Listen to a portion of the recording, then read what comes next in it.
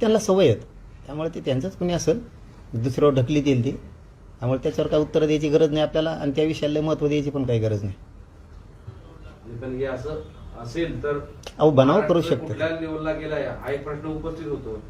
त्यांना कळायला पाहिजे ना कोणत्या लेवलला घेऊन चाललेत.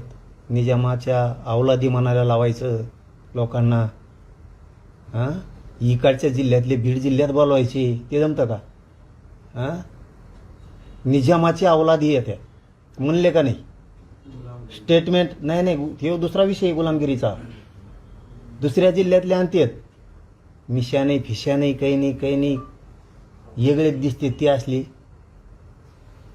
ते म्हणतात निजामाच्या अवलादी आहे मराठा. दुसरं म्हणणार तुम्ही गुलामीचं गॅजेट घ्या, म्हणजे गुलाम समजता दुसऱ्याला. तुमची काय भाषा आहे? दुसऱ्या जिल्ह्यातला धरून आणायचा आणि इकडे त्या परळीच्या टोळीनं मिरवायचा. तुम्हाला तुमचं कळानं सुद्धा ज्या मराठ्याने तुम्हाला किती सांभाळलं, किती उंची वाढवली, त्यांच्या विरोधात असली घाण स्टेटमेंट करायची. यांनीच वाढवलं हे जातीवाद यांनीच वाढवला, सुरुवात यांनी केली. आपण आधी बोललेलो नाही, एक शब्द आपण त्यांना आधी बोललेलो नाही, एक शब्द. ते बोलल्यावर मात्र मी सोडू शकत नाही.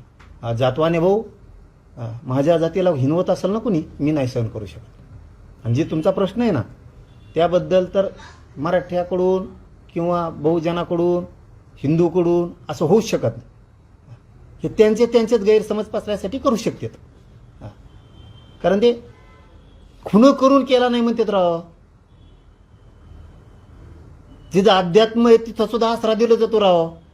काय नवीन पायंडा पाडला यांनी? काय प्रश्न विचारता राव त्यांच्याबद्दल?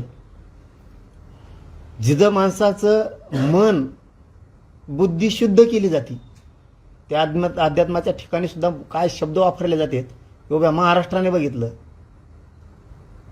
आणि यांच्याकडून काय अपेक्षा करणार आहेत आपण? यांना कोण तसं म्हणलंय तेच म्हणतील, तेच दूषित वातावरण करतील, त्यांच्या माणसाला तेच विरोध करतील. दुसऱ्याचं वरबडून खायची सवय लागलेली.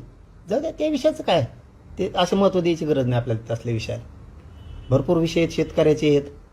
इथं मरणाच्या संकटात सापडले सगळे, हे हाल चालू आहेत मरणाचे शेतकऱ्यांचे. सरकार नुसतं सभा घेतंय, हारं फुलं लावतंय व्यासपीठाला. आले की शायनिंगमध्ये येऊन जातात, विमानाने येतात, विमानाने जातात. शेतकरी इकडं उद्ध्वस्त झाला आहे. आत्ता त्या आपल्या त्या शिल्लोडला ते सरपंच बिचारं पोरगं बसलंय, तिकडं ध्यान द्यायला सरकारला वेळ नाही.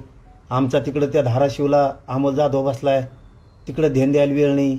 त्या करमाळ्याची ताई बसली, तिथं सरकारला ध्यान द्यायला वेळ नाही. परत त्या बार्शीच्या ताई बसल्या आता मायमावल्या, तिकडं सरकारला ध्यान द्यायला वेळ नाही. हां ते लेकरं मरालेत ना, आंदोलनं उपोषणं करू. तुम्हाला का रोग आला का तिकडं ध्यान द्यायला थोडा? काय म्हणणं आहे त्यांचं ऐकून घ्यायला? इतकं मूर्खपणाचं लक्षण सरकारच्या अंगात असलं पाहिजे का? पण लोकांनी सुद्धा उगाच विनाकारण शक्ती पण व्हायला घालू नये. आत्ता शेतकऱ्याची लढाई मोठी उभा राहणार आहे, उगाच उपोषणं करा आणि हे करा. आत्ता शक्ती व्हायला घालायला नाही पाहिजे. एकजुटीनं शेतकऱ्यांना न्याय मिळत, उगाच इकडे एक जण बसला आणि तिकडे दुसरा जण बसला आणि तिकडे तिसरा जण बसला, हे करण्यापेक्षा सगळ्यांनी थांबलं पाहिजे आणि एक जीवानं एका ताकदीनं लढा शेतकऱ्याला न्याय मिळण्यासाठी लढला पाहिजे. कुणीही उगाच शक्ती व्हायला घालू नये. अतिवृष्टीग्रस्त शेतकरी जे आहेत त्यांना मदतीसाठी राज्य सरकारने अजून कुठलाच प्रपोजल केंद्राला दिलेलं नाही, देणार पण नाही. मदत मिळेल की नाही दिवाळीत? घेणार आम्ही. आमच्यावर आम्हाला शक्ती आहे ना, विश्वास आहे ना आमच्या शक्तीवरती. केंद्राची आम्ही मदत येत नाही तोपर्यंत हे ते देण्याची शक्यता वाटत नाही. त्यांनी दिवाळीपर्यंत नाही दिलं की राज्यात बैठक झाली सगळ्या शेतकऱ्यांची.